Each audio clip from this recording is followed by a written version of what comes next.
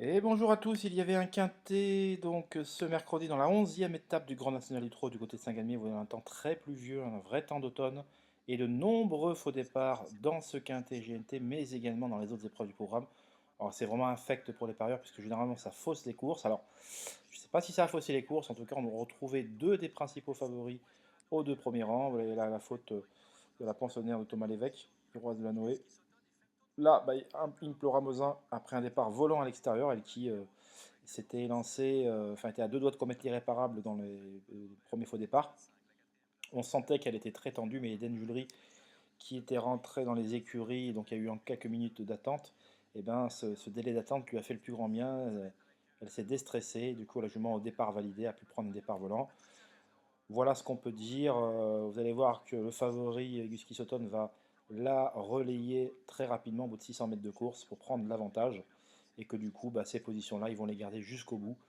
Voilà. Donc, comme dans beaucoup de courses, hein, une épreuve peut se perdre en partant, mais elle peut se gagner surtout en partant, et ça a été le cas à nouveau ici. Le Higgy Sutton n'a pas eu beaucoup de difficultés à prendre l'avantage. En plus, il faisait un plus à main droite. Il gagnait à Vincennes, mais il était bien meilleur à main droite. Ce jour-là, en plus, il a eu disposé d'un parcours caché. Là, on ne s'est pas embarrassé de tactique. Vraiment, c'était une belle opportunité pour lui. Il a su la saisir à nouveau. Et donc, Implora Mosin, c'était celle qui avait couru le moins de fois de tous les participants. Elle a couru que 29 fois avant ce quintet. Et pour une 6 ans, elle avait dépassé la barre des 200 000 euros de gains. Et je pressentais, comme je l'avais dit à mes souscripteurs et voilà, que bah, c'était un bon pari tout simplement parce qu'elle avait autant de gains que les chevaux du premier poteau en ayant couru bien moins qu'eux et surtout en étant l'une des plus jeunes. Donc ça, c'est un signe qui ne trompe pas. Voilà, Hold Up du Dijon va venir s'installer aux côtés d'animateur, mais à deux le nez au vent, c'est jamais simple. J. Borwell va là être à deux au carré, comme on dit, il a un parcours sur mesure. Malheureusement, ce parcours-là, ça va se transformer en cauchemar par la suite, on le verra un peu plus tard. Easterman, qui là dispose d'un déroulement sur mesure sur une troisième ligne à l'extérieur, eh bien, vous allez voir un peu plus tard, va passer à l'attaque. Malheureusement, il va rester à 3 nez au vent. Gino Iva va rester le long de la corde. Bien va lui en prendre, puisque c'est comme ça qu'il va obtenir vraiment un bon classement. Donc là, on est la ligne d'en face. On est mis ligne d'en face et Yuki Soton contrôle les opérations. Impla Ramozan dans son sillage. À l'extérieur, on sent quand même que ce numéro 8, Hold Up du Dijon, bah, ça va pas être simple, même si là, il résiste pour le moment. Easterman vient donc en troisième épaisseur. Il ramène Jasmine de Bayeul. Jasmine de Bayeul, on se dit là, bah, c'est bon, il va faire sur l'arrivée. Il n'a qu'à déboîter. Et malheureusement, bah, Jasmine de Bayeul, malgré ce parcours-là, ne va pas pouvoir être dans les 5.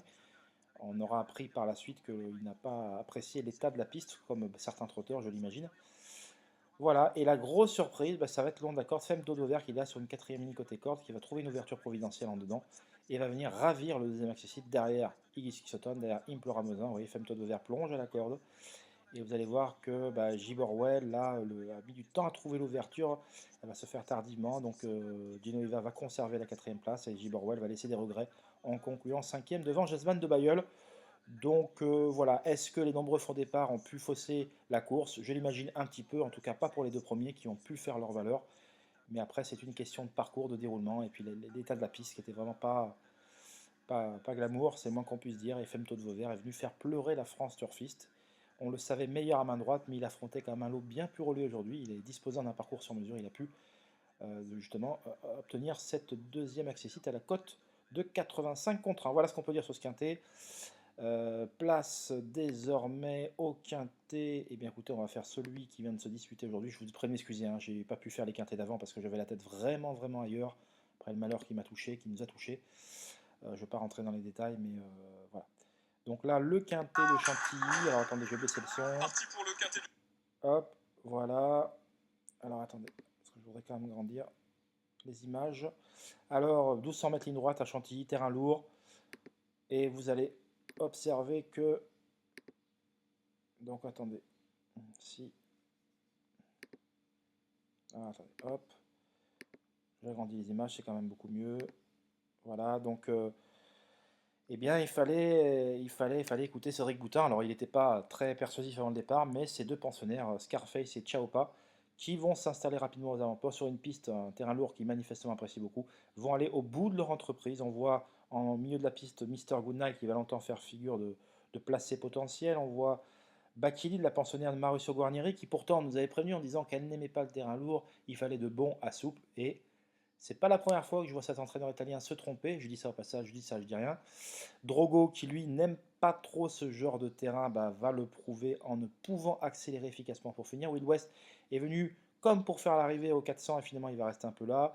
Le pensionnaire de Corinne Barand-Barbe et White Platin a rapidement rendu les armes. Il est très décevant, vraiment. C'est King Robeux un peu piégé comme ça le long de la corde sur une piste qui a avantagé les chevaux venus au centre. Bah, va devoir se contenter de la 6e place. Mais vous voyez, 100% Cédric Boutin. Bakili va se montrer d'un courage à toute épreuve pour conserver le deuxième accessite et on voit Babassim finir très correctement avec Avril au Manoir. C'est finalement Avril au Manoir qui va ravir la 4e place aux dépens de Babassim, nettement devant le reste du peloton, conduit donc par ce numéro 15, King Robeux, qui ne pourra faire mieux que 6e, mais en ayant, à mon sens, quelques excuses à faire valoir. En tout cas, ce qu'on peut dire, c'est que Scarface, voilà, à cette période de l'année, arriver l'arc, vous dépassez l'arc sur les terrains lourds, c'est la forme qui prime la classe, on le sait. Voilà, vous avez vu Chiaopa qui avait couru des quintés sprint auparavant, notamment à Deauville, n'avait pu faire l'arrivée tout en se défendant honorablement. Et bien là, arrivé en fin de saison, possédant une aptitude au terrain lourd, il a pu faire nettement mieux en obtenant la 2e place, ce qui était un peu étonnant parce qu'il avait une cote spéculative, il ne méritait pas cette cote de 17 contre 1 au début, il a fini à 10 balles finalement, puisqu'il venait de battre King Robeux, et King Robeux était le favori, un peu étonnant, un favori un peu par défaut, il y avait 7 contre 1. Bon, finalement, il y a eu un réajustement de cote quelques instants avant le départ, mais il était à 17-18 balles, Chiaopa, il a fini à 10. Voilà, il venait de battre facilement quand même King Robeux, et la piste était quand même bien souple la dernière fois, même si elle n'était pas aussi lourde qu'aujourd'hui. Et finalement, bah voilà, il faut primer la forme, l'aptitude au parcours, l'aptitude au terrain, et ça vaut quelques longueurs de mieux. Donc il y avait certainement un truc à tenter. Alors par contre derrière c'était beaucoup plus compliqué, même si Bakilid, bah, le problème c'est qu'il ne faut pas écouter les entraîneurs, parfois ils sont de bonne foi, parfois même eux ils savent pas trop. Vous voyez, Ciaopa, Cédric Boutin, t'es pas sûr de son aptitude au terrain aussi lourd. Bakili disait ouais, c'est une jument de bon à terrain souple. Aujourd'hui c'était lourd. Bah, elle a été sur le coup d'une pénalité, ça l'a pas empêché d'obtenir la 3e place. Bon voilà.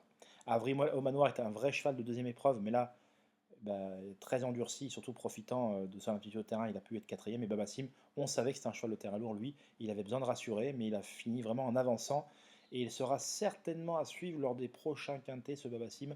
Je vous invite à le faire dans les quintés en ligne droite. Alors je ne sais pas s'il reste un à Chantilly, mais plutôt Fontainebleau. On sait qu'il y a un quintet toujours début novembre à Fontainebleau, voire même fin novembre. Il y en a peut-être 2 d'ailleurs. J'ai pas regardé encore le calendrier, mais voilà. Sinon, voilà. Alors peut-être qu'à Fontainebleau, un cheval comme Drogo, comme c'est une piste qui boit bien l'eau, Fontainebleau c'est toujours moins lourd à Fontainebleau que ça ne l'est ailleurs. Peut-être qu'il pourra se racheter en cette occasion. Enfin bon, c'est des courses loterie. Le mieux, c'est de les regarder, faire un petit jeu comme ça. Vous voyez, bon, mais vraiment à bon escient, mais sans trop se prendre la tête, parce que vraiment, ça reste des courses ultra compliquées. Mais c'est vrai que Scarface et Chiaopa avaient aujourd'hui de sérieux atouts à faire valoir, et justement sur la piste, ça s'est traduit par un doublé de l'entraîneur parisien, donc Cédric Boutin. Je suis content pour lui parce que c'est un gars sérieux, un gars qui va au charbon et depuis de nombreuses années, et ils sont toujours là et ils font vivre les courses. C'est grâce à eux qu'on a régulièrement des quintés. Voilà, parce qu'ils ont beaucoup de partants, les frères Boutin, et on a beau dire, ils courent régulièrement leurs chevaux, mais c'est leur méthode d'entraînement, c'est-à-dire qu'ils entraînent moins, mais ils s'entretiennent en compétition. C'est comme Christophe Plisson le fait à merveille aussi, comme d'autres. Et au lieu de critiquer ces entraîneurs, on devrait plutôt les remercier parce que c'est eux qui font vivre la recette régulièrement des quintés, et il faut leur rendre hommage. Voilà, eh bien, passez une excellente journée. On se retrouve pour d'autres informations. Alors, bien évidemment, pour avoir toutes les infos, c'est sur www.caparos.fr. Bon, je continuerai à laisser ces vidéos quintées le soir ou le surlendemain d'analyse. C'est toujours intéressant. Je sais que bon, il y en a peu que ça intéresse parmi vous, mais c'est toujours intéressant d'entendre, je pense, de suivre. Et voilà, on se retrouve pour d'autres informations, mais n'hésitez pas à souscrire sur mon site www.caparos.fr. Et on se dit à très vite. Bye bye. Alors, attendez.